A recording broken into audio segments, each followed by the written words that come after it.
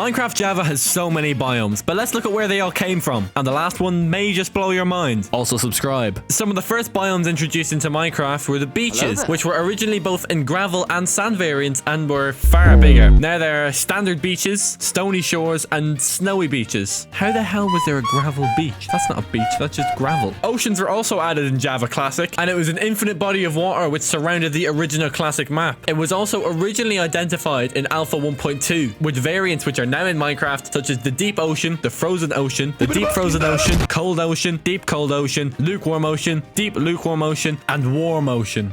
Jeez-o, that was a lot.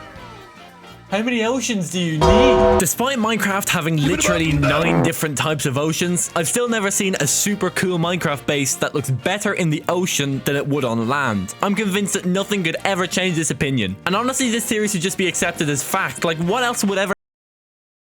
I stand corrected. In Alpha 1.0.4, we got Snowy Plains, which was the main feature of Winter Mode in Alpha. Winter Mode was a random world generation type assigned during world creation, and variants of the Snowy Plains include the Ice Spikes, which was added in 1.7.2. The Winter Mode is really weird. Imagine that. Every time you loaded up a world, there was a small chance that everything would be freezing cold, just like my heart. In Alpha 1.2, we got the introduction of labeled biomes, known as the True Biomes update, and the biome format that we know today. The first of which was the Taiga biome. It was originally added with oak trees instead of spruce ones and were always snowy. This was obviously later updated. The modern version of this is called the Snowy Taiga. At the time, it also had oak trees and wasn't really recognized as a separate biome until Java 1.1. So they were taigas and snowy taigas, but they weren't separated until Java 1.1. Plains were originally just flatter areas of land which were grassy. They just weren't labeled as plains. Everybody knew they were plains, just Mojang didn't want to admit it. And sunflower plains were also later added. Very nice. Forests were established with the True Biomes edition as well, and are the basic layout of Minecraft. Icy Forest is like the default version of Minecraft, and every other biome is like a variation of this one. And then also flower forests were later added, which are absolutely lovely. Sorry, this is my favorite biome. I don't really know what to tell you. This is just my favorite. Swamps looked very different upon the original release of Minecraft and looked like this.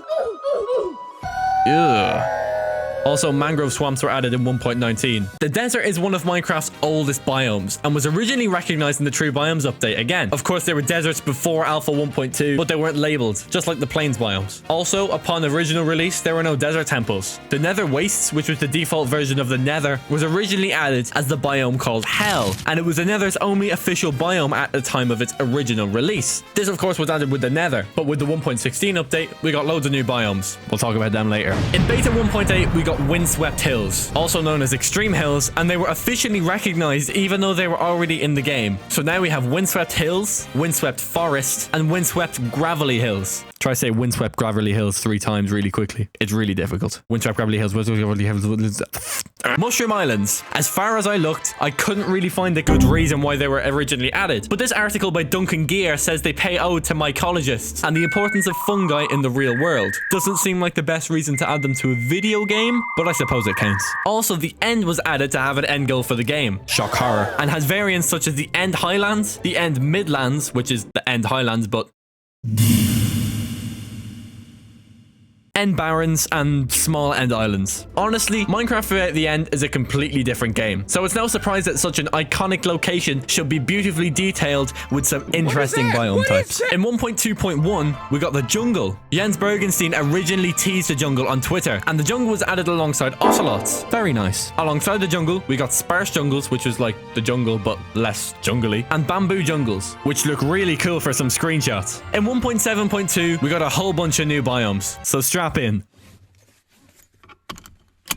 The Old Growth Taiga first. Jens teased this biome on Twitter and was unofficially dubbed the Redwood Forest, which was eventually changed. There are 2 types of Old Growth Taiga. One is the Old Growth Pine Taiga, and the other is the Old Growth Spruce Taiga. They both look very similar, but there are some small differences. This biome is really cool, by the way. I really like this one. One of my least favorite biomes, though, is the Birch Forest, and it was added and supposed to be changed in Minecraft 1.19. Guys, I promise I'm not salty. Variants include the Old Growth Birch Forest, which is the same as normal birch forests, but the trees are longer.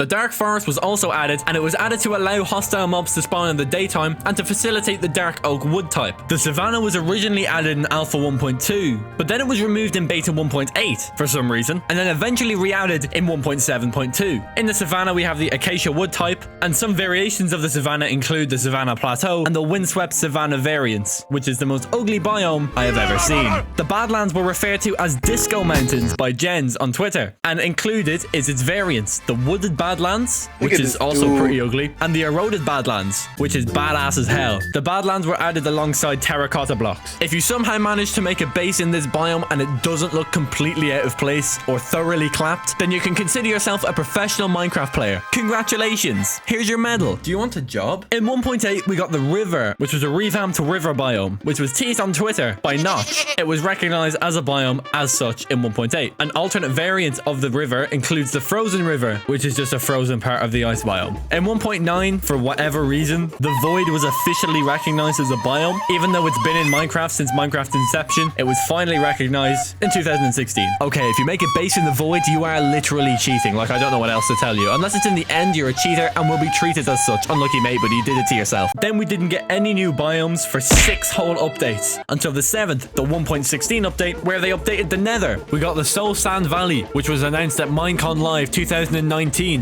and has its own music track called So Below. This is what it sounds like. What an absolute banger. The Crimson Forest was first conceptualized around the time of the release of Update Aquatic, the 1.13 update, but it wasn't added to Minecraft till now, so it was created years before it was really added into Minecraft, which is really interesting. The Warped Forest has its origins in Minecon Live 2019, and the Basalt Deltas were added as well, alongside all the other nether biomes, of course. In 1.17, we got Dripstone Caves. These were displayed at Minecraft Live 2020 and contains dripstone blocks and pointed dripstone. It is quite realistic to real life, and I think they look pretty cool, but I wouldn't really build a base here. There are far more scenic places, like the mountains, which won the community vote in Minecon 2019. There are 6 types of mountains, and some of these aren't even really mountains. You'll see what I mean. For example, the meadow is technically considered a mountain, even though it's not. I don't know. So we have the meadow, of course, the grove, the snowy slopes, jagged peaks, frozen peaks, and stony peaks. The mountains come in all different shapes and sizes, and I love the way they've changed Minecraft, but I do have to say, how on God's green earth is a meadow considered a mountain? More peaks and dips than a Minecraft manhunt video. And lastly, in 1.19, we have the Deep Dark, which was officially announced at Minecon 2020 to host the Warden. Honestly, this biome is amazing. I didn't realize it was going to be so big until I really saw 1.19, and it's so impressive. Honestly, it scares me to this day. I've seen so many videos on 1.19 documenting the new update, and nothing gets me more spooked than the Deep Dark biome. I don't know, it's something about the texture of the skulk blocks which really gets me. But at the moment, I'm really enjoying the 1.19 update. And if you enjoyed this video, then check out this new video, where instead of looking at Minecraft biomes and their origins, I looked at Minecraft mobs and their origins. Okay, thanks for watching. Subscribe!